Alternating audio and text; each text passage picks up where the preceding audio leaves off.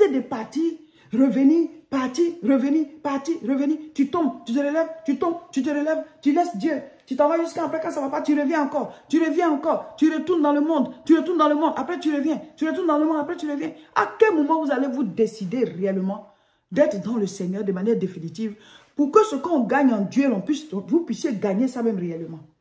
À partir de quand?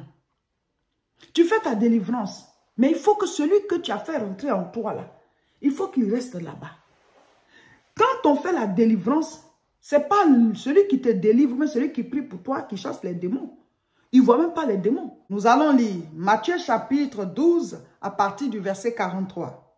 Lorsque l'esprit impur est sorti d'un homme, il va par des lieux arides cherchant du repos et il n'en trouve point. Alors il dit, je retournerai dans ma maison d'où je suis sorti, et quand il arrive, il la trouve vide, balayée et ornée. Il s'en va et il prend avec lui 7 autres esprits plus méchants que lui.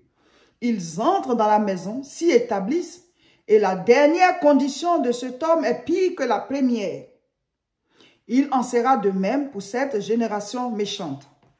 C'est le Seigneur Jésus-Christ qui est en train d'expliquer ici comment ça se passe après une délivrance. La délivrance, c'est quand des démons ou bien un démon quitte la vie de quelqu'un.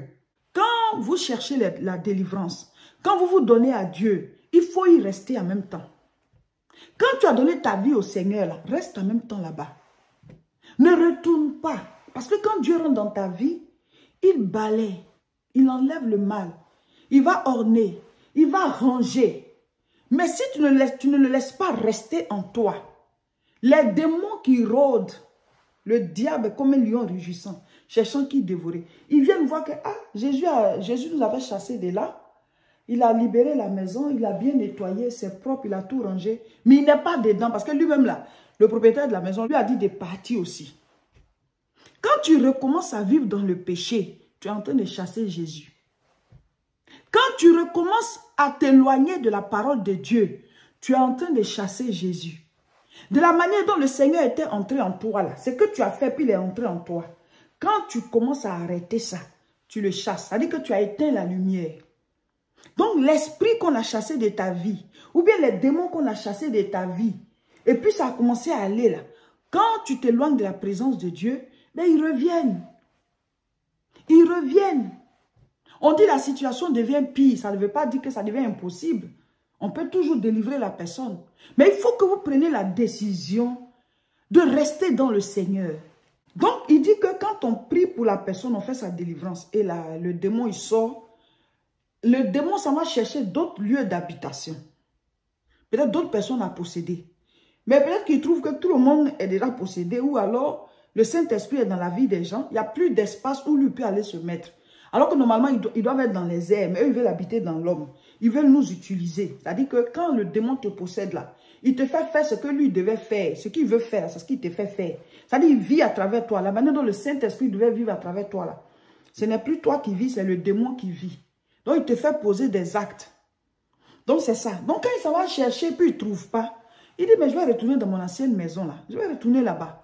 On m'a chassé, mais je vais aller voir si c'est vide. Donc, quand il revient et il trouve la maison vide, et comme on l'avait chassé, celui qui était venu dans la maison là, il a balayé, il a orné. Tout est bien joli, mais c'est vide. Donc, il vient s'établir et puis il dit, bon, pour ne pas que ce soit facile encore de me chasser, je vais aller prendre 7 autres esprits qui eux aussi ne savent pas où rester, mais qui sont plus puissants que moi. Comme ça, on va venir bien lier la personne. On va rester là, on ne pourra plus nous enlever. Mais Jésus peut toujours les enlever, hein. Mais la personne même ne va même plus vouloir s'approcher de lieux de prière. Parce que tellement ils vont posséder sa vie là. Même ceux qui vont lui parler de Dieu, elle va vouloir même les insulter. Elle va même plus croire. La situation devient pire. Elle va même plus passer par où on peut même l'aider. Ça veut dire quoi? Le Seigneur veut nous dire tout simplement que quand vous cherchez la délivrance, quand vous vous donnez à Dieu, il faut y rester en même temps. Quand tu as donné ta vie au Seigneur, là, reste en même temps là-bas. Ne retourne pas. Alors il dit, je retournerai dans ma maison d'où je suis sorti. Et quand il arrive, il la trouve vide, balayée et ornée.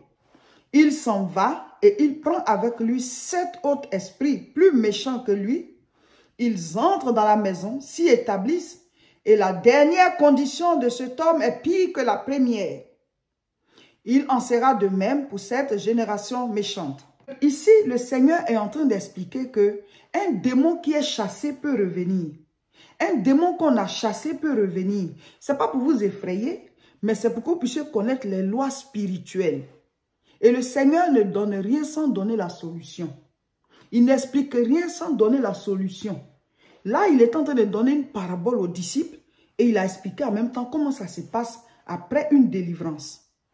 Le Seigneur dit que quand un esprit impur sort d'un homme, ça dit quoi? Quand la personne a fait sa délivrance ou bien quand la personne accepte Jésus-Christ. Parce que le fait de se donner au Seigneur, il y a des choses qui quittent nos vies. Et il y en a aussi, c'est au cours de la délivrance que le démon, mais les esprits impurs, les démons sortent.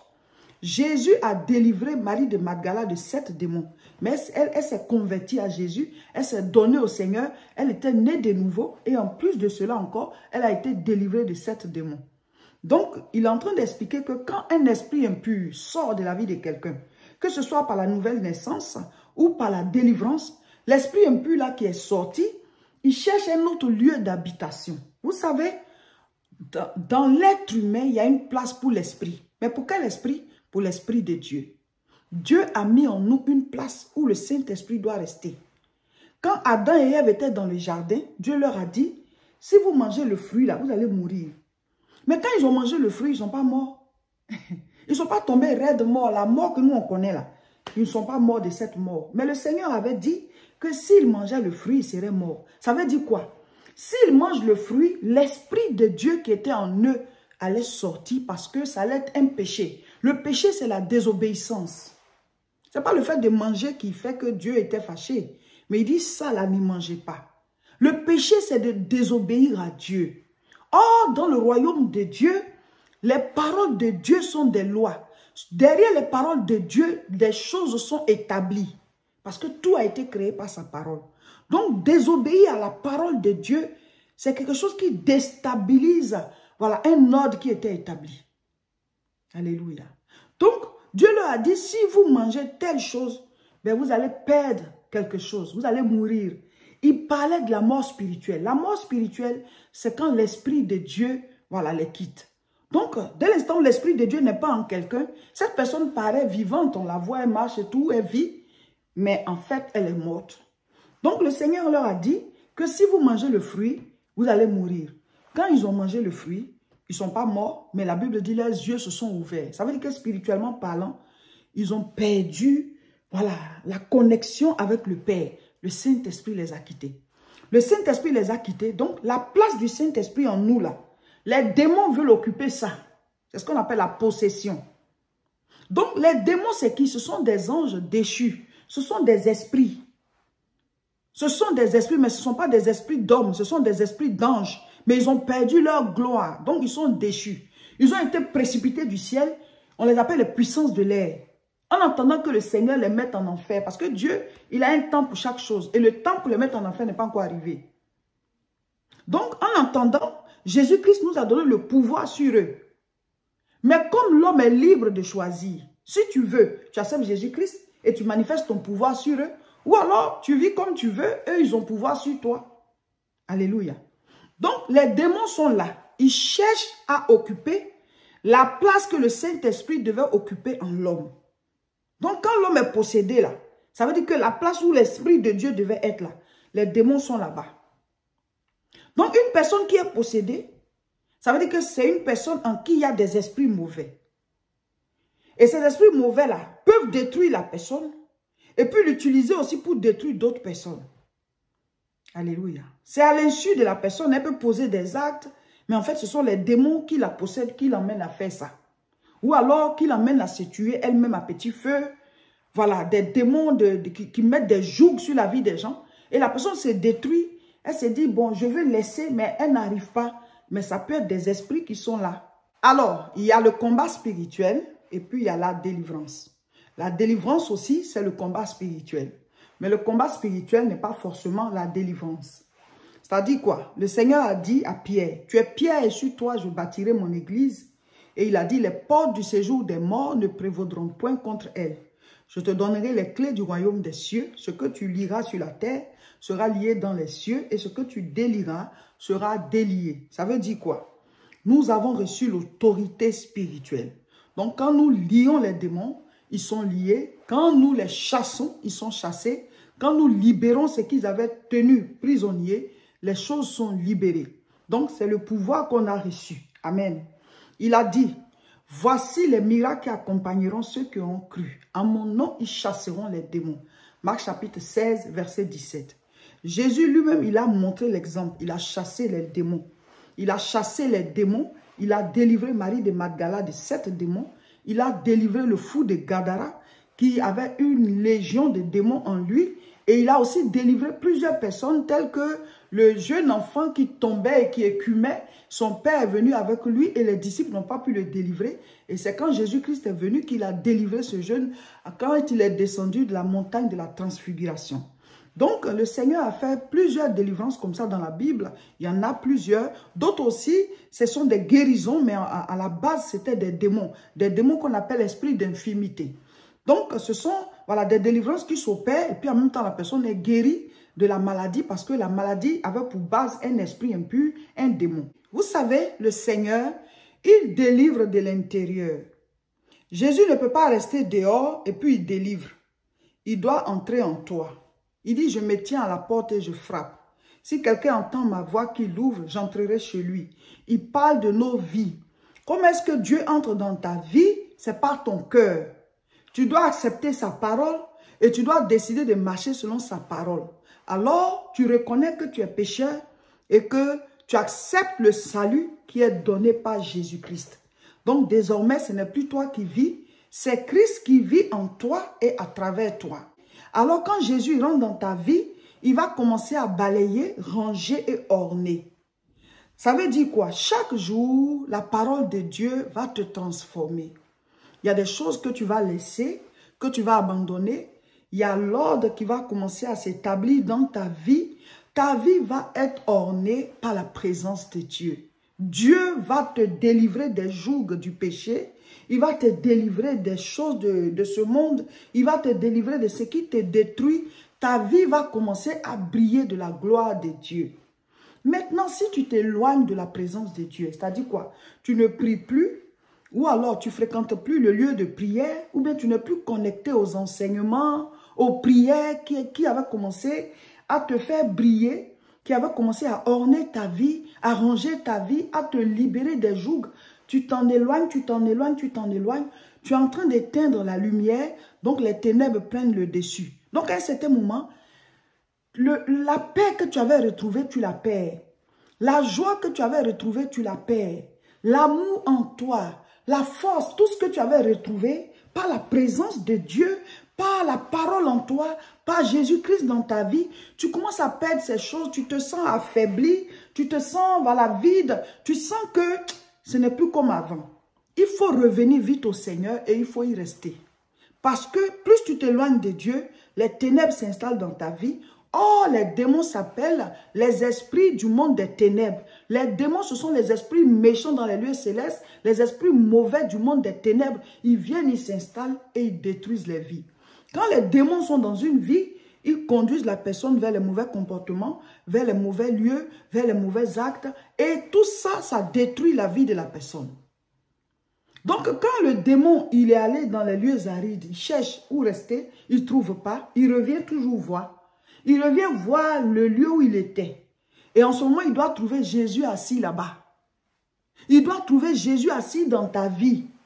Comme ça, il part pour toujours. Nous devons installer Dieu. Et comment est-ce qu'on installe Dieu? Il dit, donne-nous aujourd'hui notre pain de ce jour. Il faut avoir une prière journalière, une vie de prière régulière. Tu dois prier tous les jours. Tu dois te nourrir de la parole tous les jours. Soit tu lis, soit tu écoutes. Parce qu'il y en a qui ne savent pas lire, mais tu peux écouter par l'audio ou alors les enseignements. Mais chaque jour, tu dois recevoir ton pain du jour. La vie de prière et la méditation de la parole et l'obéissance à cette parole. Ta vie va continuer d'être rangée, balayée, ornée. et tu évolues de gloire en gloire, plus la parole, voilà, se révèle à toi, plus ta vie brille, ta vie est éclairée, donc tu avances dans ta destinée. Donc les mauvais esprits ne peuvent plus venir s'asseoir dans ta vie. Au contraire, toi tu gagnes, en maturité, tu gagnes en assise spirituelle. Christ est formé en toi et après, ce n'est plus qu'on va te délivrer, c'est toi qui délivres. Parce que Pierre au départ, ça n'allait pas. Il a même renié le Seigneur, mais après, il est devenu un homme de puissance. Il est devenu un ancien dans la foi. Donc, on ne reste pas enfant spirituel pour toujours. Il faut avancer. Il dit, je suis la porte. Christ dit, il est la porte. Si quelqu'un entre par moi, il sera sauvé.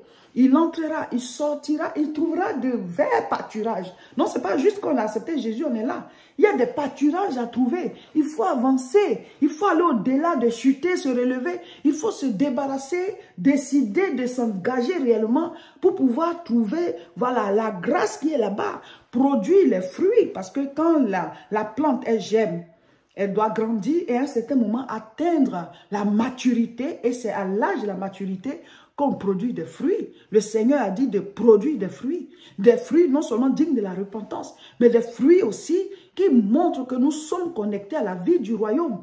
Il dit, vous êtes comme un arbre planté auprès d'un courant d'eau qui produit ses fruits en chaque saison. Donc ce n'est pas juste qu'on se donne au Seigneur, c'est tout. On doit briller de sa gloire, on doit produire les fruits de notre vie, notre destinée à chaque niveau, produire les fruits de chaque saison. C'est ça qui montre que Dieu est dans notre vie. Alléluia. Donc, quand vous vous engagez avec le Seigneur là, allez jusqu'au bout. Allez jusqu'au bout. Allez jusqu'au bout. Alléluia. Soyez bénis. Ce samedi 25 mars, nous avons la formation L'école des disciples. Tous ceux qui sont inscrits, on se retrouve ce samedi 25 à Aubervilliers, à la même adresse, 29 rue Sadi Carnot, 93 300 Aubervilliers. Tous ceux qui sont inscrits, niveau 1, c'est 14h30, niveau 2, 17h. Soyez à l'heure, comme d'habitude, nous allons faire le cours. Ce dimanche 26 mars 2023, ce sera un culte de délivrance ici à l'église La Moisson de Tourcoing. Rejoignez-nous, tout le mois de mars, c'est spécial combat spirituel et délivrance. Exploit par le combat spirituel et la délivrance. Donc, rejoignez-nous ce dimanche à Tourcoing, 48 rue Saint-Omer, 59 200 Tourcoing, à partir de 10h. Nous avons des navettes qui partent de Tourcoing Gare jusqu'à l'église. Vous prenez le métro, la ligne 2, vous descendez à la station Tourcoing Gare. Il y a des navettes qui vous amènent à l'église. Le dernier tour, c'est à 9h50. Le culte, c'est à 10h. Nous avons une retraite spirituelle prévu du 8 au 9 avril ici à Tourcoing. Vous arrivez samedi à partir de 14h, nous prions jusqu'à 20h et le lendemain dimanche c'est le culte spécial de la Pâque. Nous serons dans la période de Pâques. Venez chercher le Seigneur dans la prière. Nous allons prier, nous allons combattre, nous allons recevoir les enseignements. Ce sera un moment puissant dans la présence du Seigneur. Contactez-nous au 0033 7 51 51 25 16 par WhatsApp pour avoir toutes les informations complémentaires pour pouvoir venir à la retraite spirituelle ici à Tourcoing. La CIMA c'est la conférence internationale de la moisson abondante. CIMA France, ce sera le samedi 17 juin à 14h à l'espace Chevreul à Nanterre. Préparez-vous, il y a des choses qu'on ne rate pas. Ce sera une grande rencontre chrétienne, l'une des plus grandes rencontres de l'année. À ne surtout pas rater un moment où le Saint-Esprit va se manifester, l'enseignement de la parole. Nous allons tous prier et Dieu va agir. Préparez-vous, dites tout simplement la CIMA, j'y serai. Abonnez-vous à nos différentes chaînes et partagez massivement cette vidéo.